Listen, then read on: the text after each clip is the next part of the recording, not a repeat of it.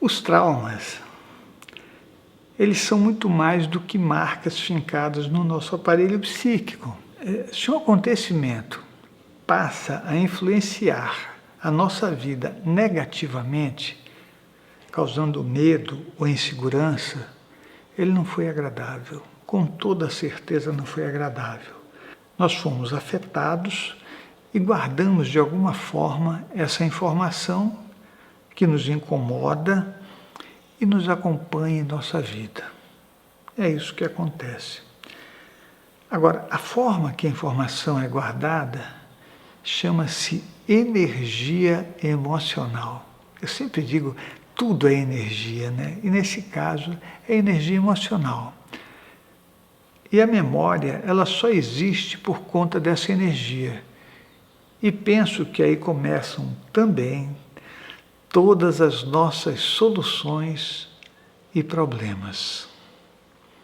Soluções, porque com a memória nós podemos fazer inúmeras coisas. E essas coisas são coisas importantes em nossa vida. E problemas, porque coisas que não são muito felizes, coisas que não foram agradáveis, também vão estar presentes em cada momento, e isso é a memória, né? Então não tem muito jeito. A tensão, o medo, a raiva, o ódio, os receios, os ranços, a vingança, o despeito, o mau humor, a agressividade, a irritabilidade, a expectativa e tantas outras formas de manifestação são energias negativas. Mas são energias, assim como a alegria, a boa vontade, o bom humor, a sensibilidade, a simpatia, a cooperação, a receptividade, a comunicação. Se você pensar, o otimismo também é a afetividade, né? A generosidade, a cortesia, o companheirismo e mais uns etc. mil aí são energias positivas. E a gente pode trabalhar esse lado, né? Então, essa energia emocional que faz parte da nossa vida pode nos ajudar e nos fazer felizes, ou, ao contrário, eu acho que pode nos fazer infelizes e amargos. É bom a gente pensar sobre isso, né? A expectativa é o pai ou a mãe do luto. A expectativa. E eu vou contar uma coisa para vocês. Um dia desses, a minha filha me disse chorosa: pai, o Pink morreu. O Pink era um ratinho de estimação que ela brincava, né? O ratinho ficava no quarto dela, era uma coisa que fazia muito parte da vida dela. Ela conversava com ele todos os dias e tudo mais. Eu fiquei olhando para ela, que estava nesse momento em luto, e falei: o que você vai fazer com essa energia? Eu disse que tudo é energia, né? Então, o Pink morreu, ela entrou em luto, e a energia do luto, eu perguntei para ela: o que você vai fazer com essa energia? E ela me disse: que energia? Eu disse: a energia do luto. E ela me disse: eu não entendi. Vou te explicar. O meu pai faleceu há 2 meses. Foi uma grande perda para mim, pois eu tinha uma história com ele. A gente vive com os familiares e tem muitas trocas. Você constitui a sua história, não é verdade? E a primeira coisa que eu pensei quando isso aconteceu é o que eu faço com essa energia emocional extremamente densa e destrutiva, porque a perda de uma pessoa querida não é uma energia feliz, né? É um referencial que acaba de sair, né, do teu espaço físico de convivência. E eu tenho que achar um caminho para ela, para a energia, pois caso contrário, eu até brinquei com ela, eu vou parar nos livros de psicologia e psicanálise e até de psiquiatria que dizem que um luto normal dura de 6 meses a 1 ano. Pelo menos se falava isso. Agora até já mudaram o tempo, né? Mas eu creio que é por esse espaço de tempo mesmo. E que, acima disso, ele é um luto patológico. As pessoas estão num processo de dificuldade muito grande. Que tal transformar essa energia em algo saudável, que nos ajude e também ajude ao nosso próximo? Porque aí você já vai conseguir fazer uma coisa maravilhosa, né? Você não vai ficar parado só em você. Ela ficou me olhando e disse: e no que eu posso transformar essa energia? Eu disse: pense, pois eu já sei onde vou colocá-la. Quando você me falou do Pink, eu senti imediatamente a perda. Afinal, todos os dias, e você, minha filha, não sabe disso, eu ia até ele, eu ia até onde ele estava e também batia longos papos, né? Verificava se havia água, se havia comida, né? Todo mundo sabe, eu gosto muito dos animais, eu gosto de tudo que tem nessa terra. Eu acho que isso aqui é um lugar maravilhoso para a gente aprender e nós temos que aproveitar essa experiência. Eu me importo com tudo que me cerca. Pensei, essa energia vai virar páginas do meu livro e dos meus vídeos. Nesse momento eu já tinha arrumado um jeito de trabalhar essa energia positivamente. E é claro que o que eu estou fazendo agora, né, é isso. O Pink, ele era muito mais que um ratinho. É agora parte da minha vida, da minha história. É parte das mensagens que eu estou tentando passar para todos aqueles que me cercam. E tudo isso graças ao Pink. Olha, toda e qualquer energia emocional pode ser aproveitada de forma muito positiva. Isso eu tenho total certeza. Mesmo aqueles problemas com os quais a gente acha que você não tem saída, né? Que a gente não consegue lidar por eles serem angustiantes, doloridos, e para a gente às vezes são coisas assim terríveis. O que eu vou fazer com isso, né? Mas eles podem ser transformados, sim, em coisas felizes e saudáveis. É uma questão de nós usarmos algo que já vem embutido no nosso aparelho psíquico. Eu vou repetir, é uma questão de usarmos algo que já veio embutido no nosso aparelho psíquico, que é a nossa capacidade de abstração e imaginação. O resto fica por conta da vontade. Imagine agora uma situação que causa medo ou tensão. Quanto de energia você acha que foi gerada no exato momento, no pico, né, dessa situação? Quanta energia você acha que foi gerada? Essa energia não causa o menor problema. Presta atenção, essa energia não causa o menor problema para nós se a entendermos e a aceitarmos. Porém, se nos causar desconforto pelo fato de não a aceitarmos, aí nós vamos tentar empurrá-la para o nosso porão da consciência. Isso você pode ter total certeza. Porão da consciência, que é o nosso inconsciente, onde a manteremos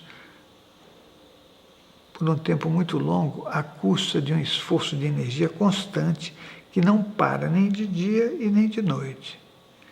Se a quantidade de energia proporcionada por uma situação não aceita, porque isso é uma situação que a gente tenta rechaçar, for muito grande, talvez ela se transforme em alguma coisa que seja difícil de a gente lidar. Ela pode se tornar um componente interno não muito agradável.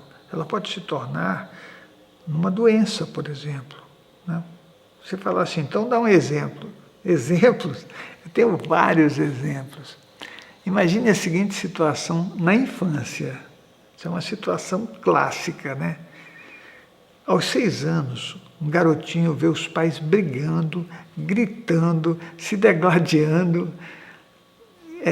se afrontando, fazendo ameaças. Essa cena não é uma cena assim, difícil, né, de acontecer. Isso acontece. A cena que o filho está vendo é de alta tensão, porque pode significar a perda de tudo.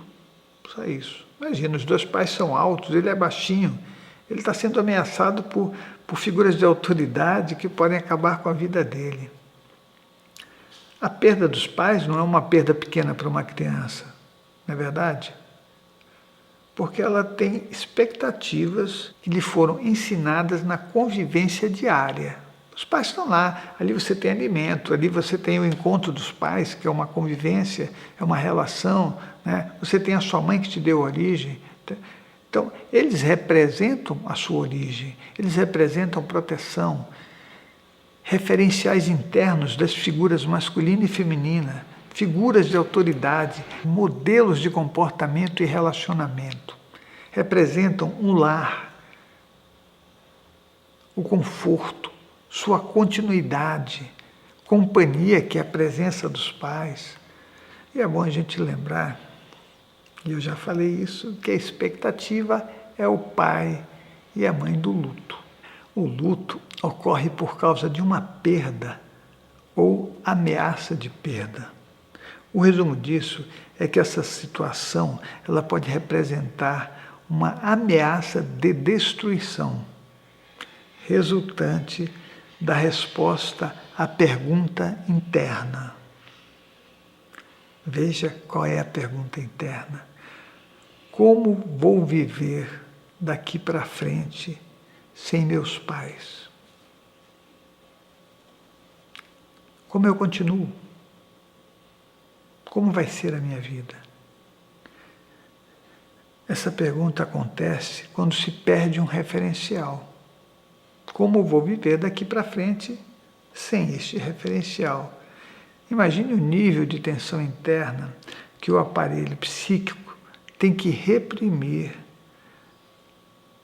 para poder sobreviver. Isso é o recalque. A tentativa de se livrar de um sofrimento devido a uma situação externa que por algum motivo não tivemos o controle e é insuportável. Inúmeros mecanismos internos de defesa podem nascer daí, como controle do ambiente, persecutoriedade, que é aquela sensação de estar sendo observado ou perseguido, sentimento de culpa, afastamento da realidade, dificuldade de relacionamento com figuras de autoridade, que é aquela dificuldade horrorosa que você vai ter com tudo que representar uma autoridade. Pode ser o seu chefe no trabalho, pode ser o seu pai, pode ser um amigo que sabe mais que você, pode ser um monte de coisas. Dificuldades de relacionamento com pessoas do sexo masculino ou feminino ou com os dois. Dificuldades para consumar um relacionamento afetivo. Desorganização, em geral, para efetuar qualquer atividade. Você fica confusional. Os referenciais primeiro da nossa vida, eles organizam a nossa vida. Você pode ter dificuldade de concentração. Isso pode virar um trauma.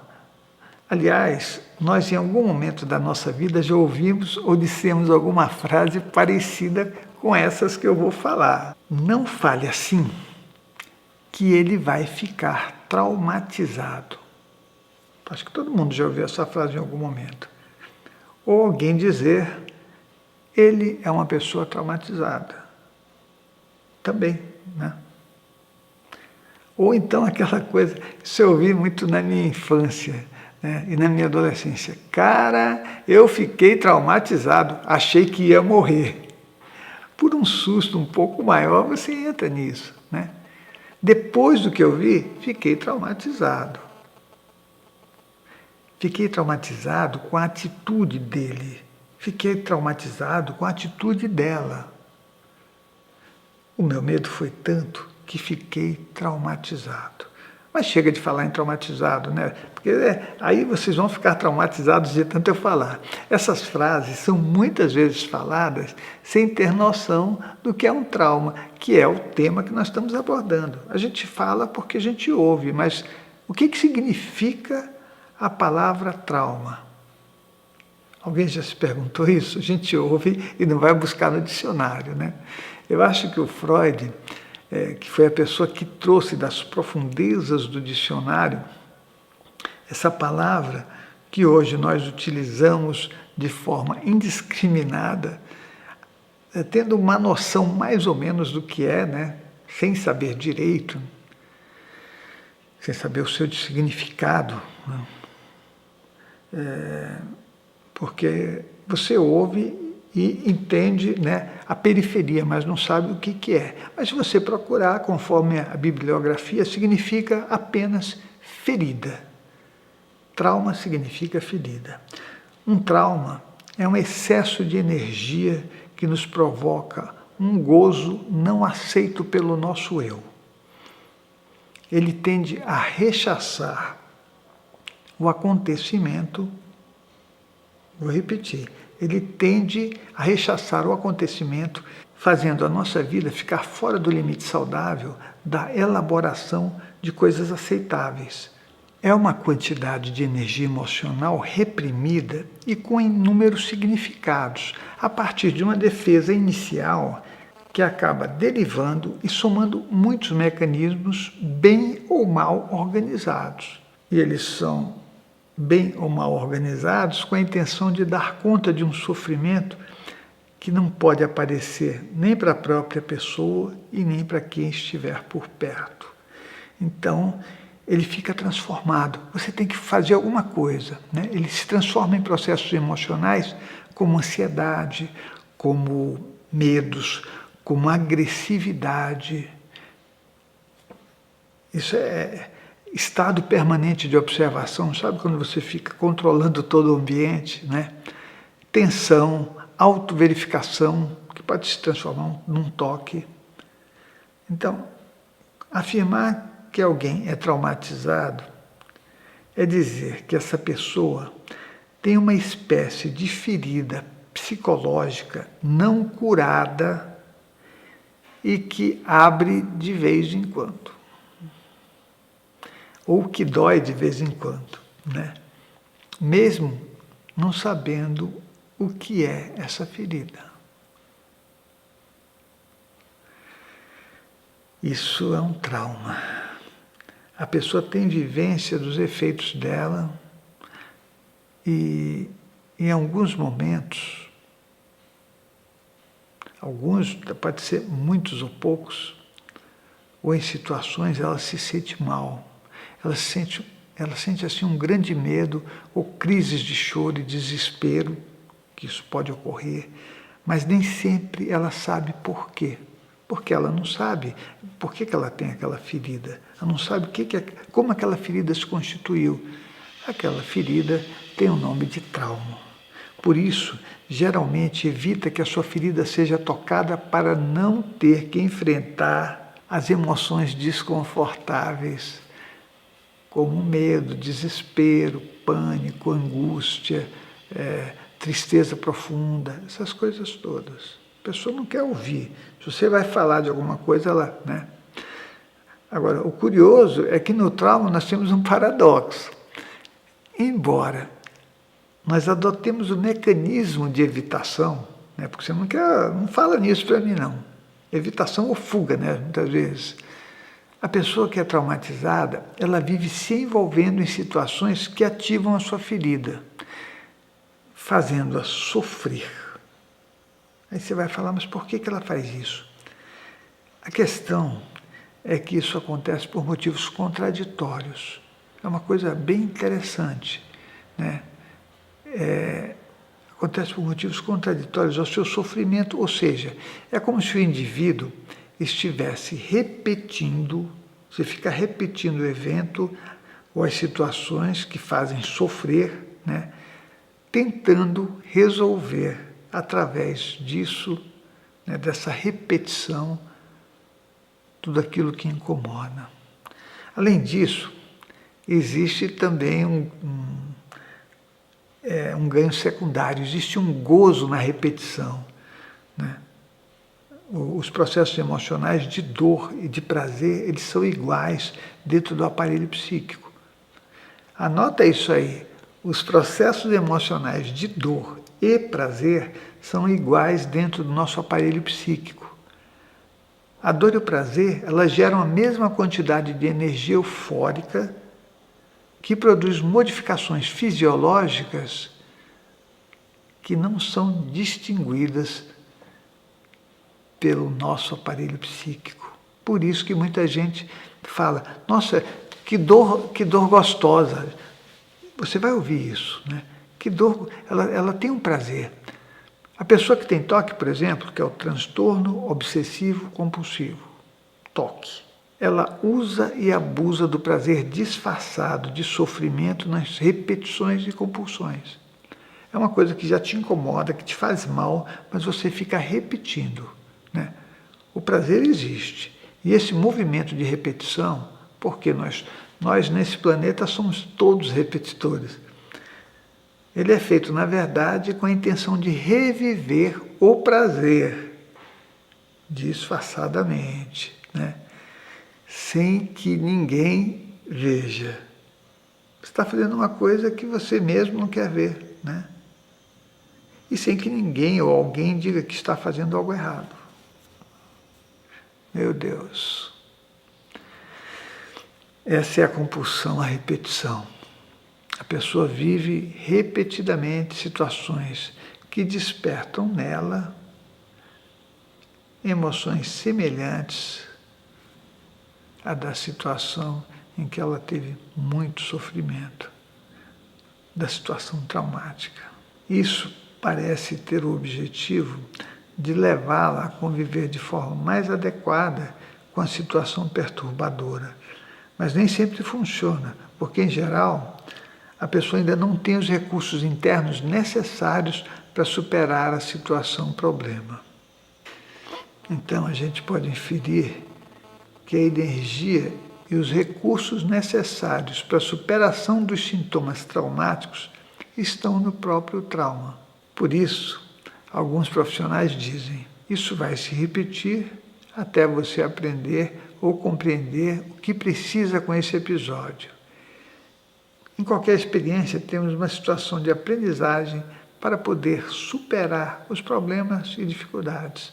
De verdade, é o querer viver o que aconteceu e entender ou explicar a si mesmo que não foi nada demais, que só estamos não estamos entendendo direito. É isso que a gente faz, né? Não estamos entendendo direito. É tentar explicar pela emoção o que só se pode resolver pelo sentimento. Essa frase você vai ter que anotar.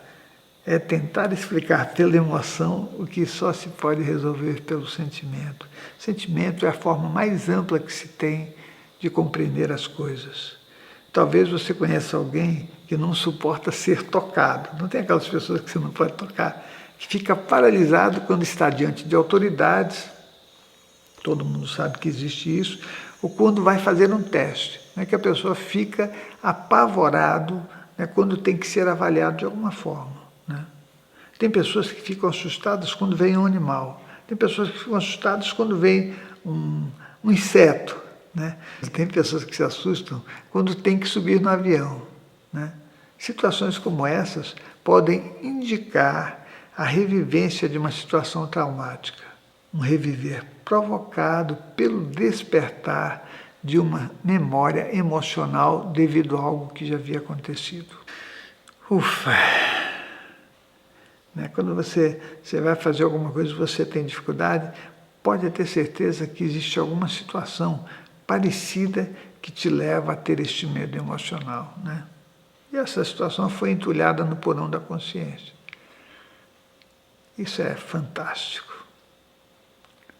A nossa vida tem que ser aproveitada ao máximo melhor. Os nossos traumas, eles fazem com que a gente tenha barreiras emocionais em tudo que a gente vai fazer. E a gente deixa de fazer e se adapta. E essa adaptação tem um preço alto porque o nosso caminho fica parado. É isso.